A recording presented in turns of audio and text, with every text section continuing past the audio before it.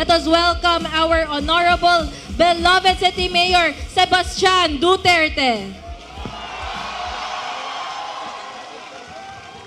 Mayong udto sa inyong tanan. Mga magandang araw din sa mga naka-live, mga taga Sub-Saharan Mindanao.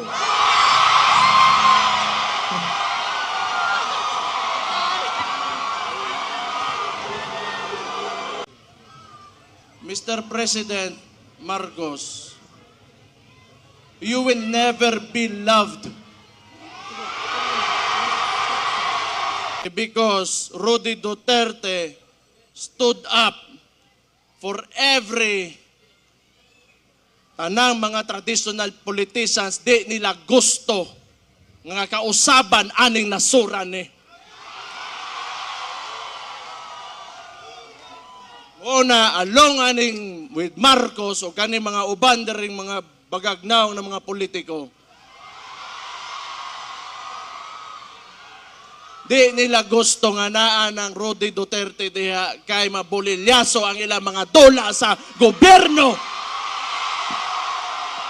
Ang imong amahan, gipalubong sa akong amahan, pero akong amahan, gipapreso nimo.